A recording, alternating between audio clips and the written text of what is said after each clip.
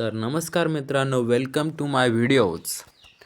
तर आज आपण बघणार आहोत हळदीची हार्वेस्टिंग म्हणजेच हळद काढणी.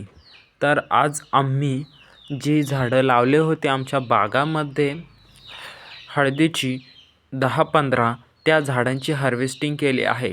त्या झाडातून आपल्याला बरीच हळद मिळाली आहे. आता हळद कशी असते, हळदीचे हे मोठे झाड असते, त्या होण्यासाठी भरपूर टाईम लागतो.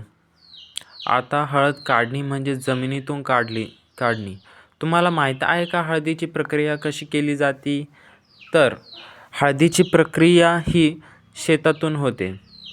म्हणजेच पहिल्यांदी शेतात हळद लावली जाते, त्यानंतर ती काढली जाते. काढणीनंतर तिला स्वच्छ पाण्याने धुवून गरम पाण्यात उकळवून फॅक्टरी आउटलेटला नेलं जातं.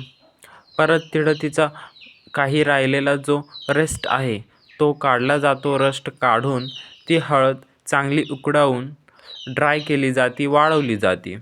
वाळवल्यानंतर ती मॉइश्चर चेक करून दळली जाते. दळल्यानंतर आपल्याला बारीक पावडर मिळते.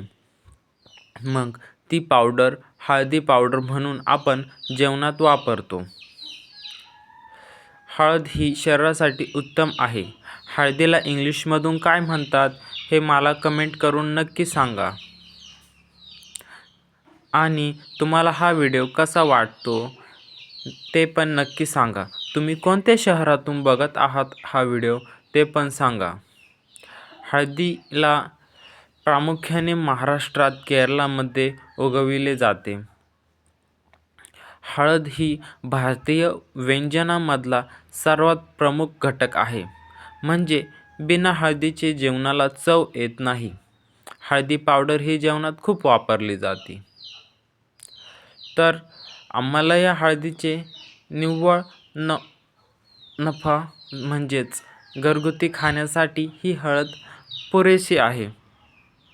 जर तुम्हाला हळद लावायची असेल घरगुती तर तुम्ही बाजारातून कच्ची हळद घेऊ शकता. कच्ची हळदच उगते. आधी विचारून घ्यायचं ज्या विक्रेता आहेत त्यांना, तो बरोबर सांगेल आपल्याला की हळद ही कोणती आहे. मित्रांनो, तुम्हाला हा व्हिडिओ कुठपर्यंत पोचतो मला नक्की कमेंट करून सांगा. मित्रांनो, तुम्ही पण हळदीचे व्यावसायिक किंवा झाड लावत असाल ते पण सांगा.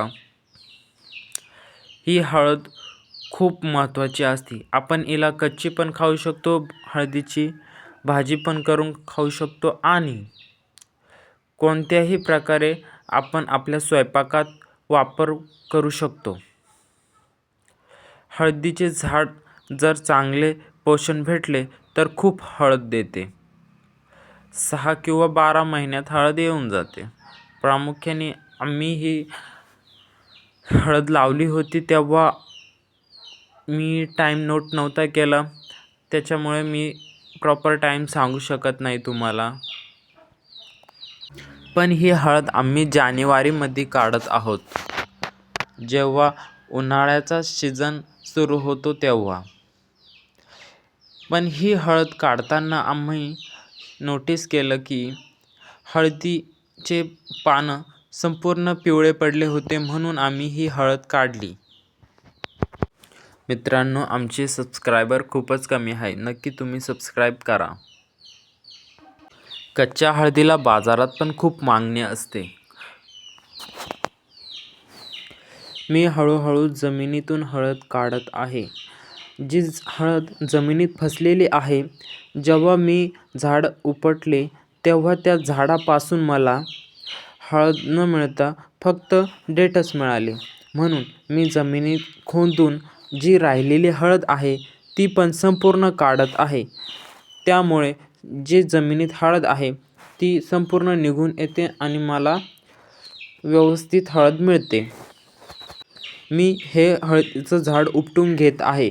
हळदीचं झाड उपटून घेतल्यामुळे मला खाली जमिनीत खोदण्यास मदत होते, अडचण येत नाही.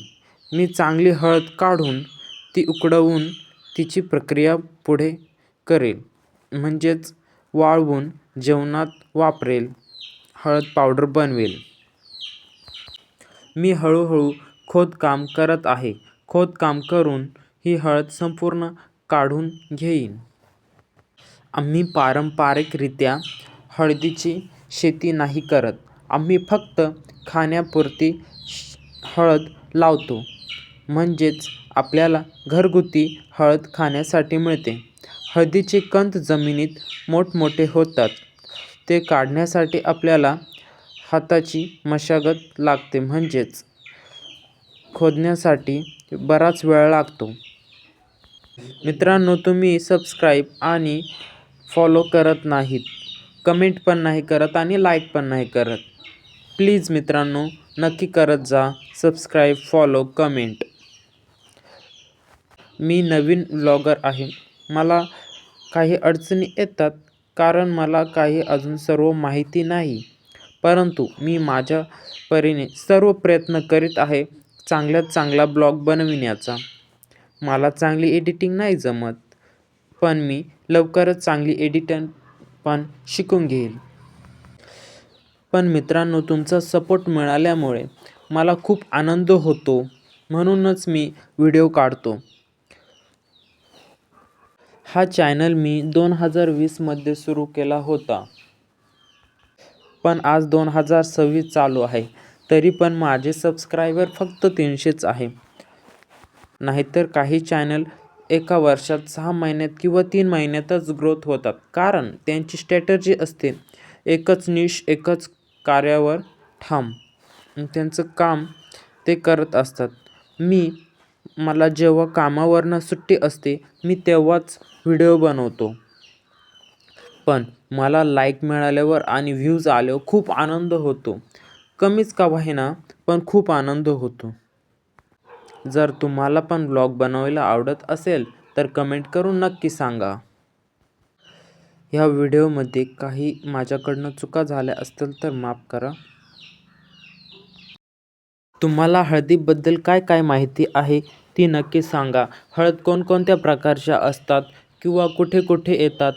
हळदीसाठी कोणते हवामान असते?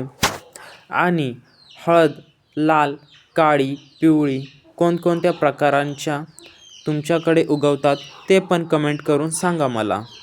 हळदीचे कंद काय भाव विकतात तुमच्याकडे, किंवा वाळलेली हळद काय भाव विकतात ते पण सांगा. आमच्या इकडे वाळलेली हळद पावडर 200 ते 300 रुपये किलो मिळते. तुमच्या इकडं पण किती रुपये किलो मिळते ते पण सांगा. आता संपूर्ण हळद आम्ही काढून घेतली आहे. हळद काढल्यानंतर आपल्याला ती घरी घेऊन जायची आहे. पण तुम्हाला माहीत आहे का, हळदीला कंदाखाली पण एक छोटा कंद असतो. तो कशाचा असतो? तो बघा असा असतो. तो पाण्याचा कंद असतो. हळदीला जेव्हा पाणी भेटत नाही, तेव्हा ह्या कंदातून ती पाणी शोषून जगते. अशी हळद जगण्यासाठी खूप उन्हाळ्यात कठीण परिस्थितीत हळद स्वतःला जिवंत ठेवू शकते, कारण ती कंद मुळात येते आणि ह्या कंदामुळे त्या हळदीला जीवन मिळते. तर आजचा व्हिडिओ आपल्याला खरंच आवडला असेल तर नक्की लाईक, सबस्क्राईब करा. आता मी शेवटची झाडे तोडतो आणि थोडासा विराम घेतो. धन्यवाद मित्रांनो.